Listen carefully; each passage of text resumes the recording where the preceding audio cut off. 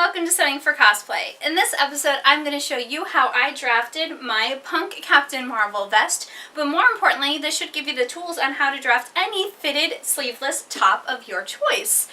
As you can see from the top, it gives you lots of different details, different colored fabrics, and different textures, so it should help with basically any type of top. It's also completely lined. Just kind of give you a little spin around so you can see what my top looked like. Voila! Alright, let's get going.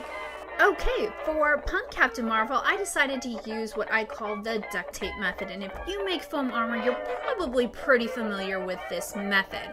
Now, I prefer to use my dress form, but you can also do this on your body. The first thing you're going to want to do is set your dress form to your measurements. After you have that done, you are then going to wrap your dress form in plastic wrap. After it is completely wrapped in plastic wrap, then you are going to use tape of some sort to tape off at least half of it. I prefer duct tape. You can also use painter's tape or masking tape. I just think duct tape is stickier and it just works better for me, but you just need tape of some sort. Now you only need half of it done because you only have to draw half your pattern, because then you are going to flip it to produce the other half of your pattern. That way everything is nice and symmetrical. Now, this will work for any type of pattern that is form-fitted, so as long as your pattern is nice and form-fitted, this shall work.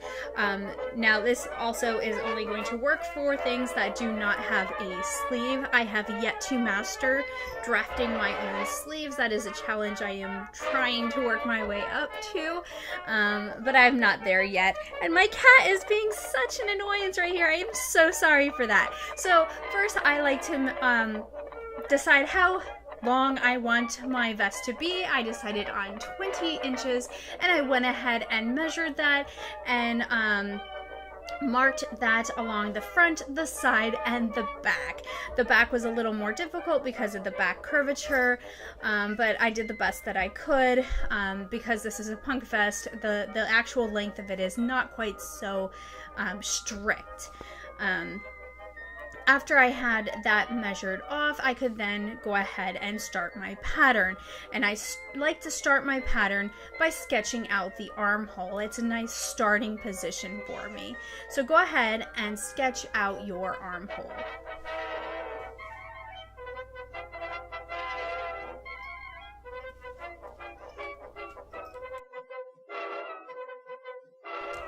Okay, now that you have your armhole in place, it is time to start with your actual design.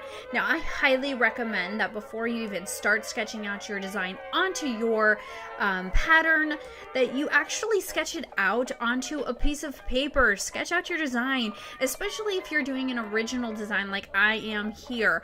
Having this sketch and having it nearby and constantly going back and referencing that will really help you when you're drafting your pattern. I also really recommend that you have a flexible curve ruler. That's that stiff bendable ruler that you see me have on the screen right now. It really helps to create nice straight lines on curved surfaces such as your mannequin. These things really help when you're pattern drafting in this fashion, and even though this is probably a incredibly inaccurate way to be going about drafting patterns for sewing, if you plan on drafting patterns for armor building, this is definitely how you go about it, so that ruler will definitely come in handy. Now, because this was my own original design, I didn't have to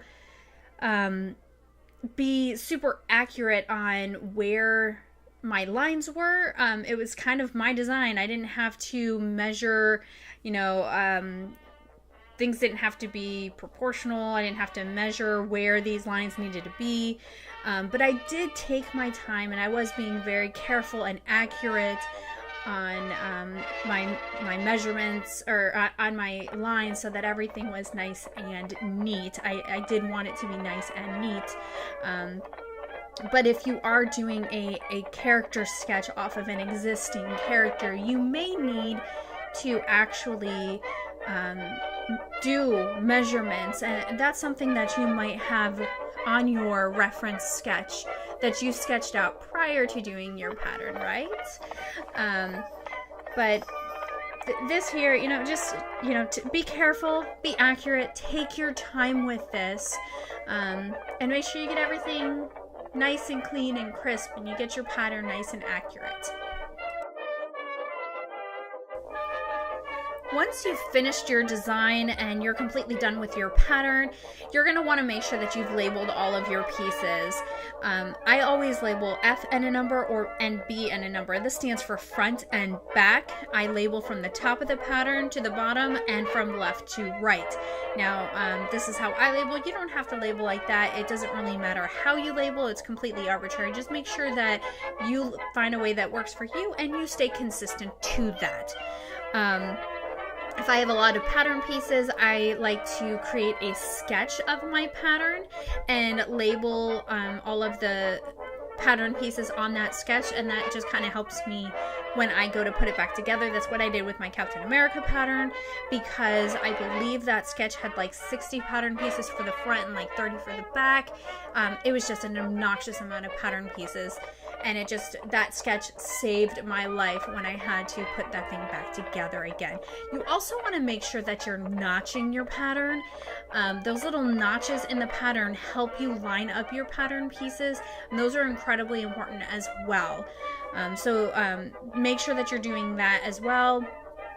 And you can do that as you're going along. And also really important, if your pattern pieces or your pattern has different fabric colors or types, it's pretty important to label each pattern piece with what fabric you want there. So like mine, those top 4 pattern pieces were all in red pleather, so I made sure to put red pleather on there somewhere. And then I had at the bottom there was blue pleather, and then I had that blue duck cloth on the side pieces.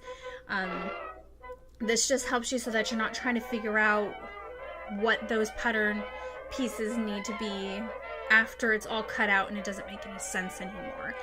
So just go ahead and make sure that you have that all figured out before you start cutting out your pattern.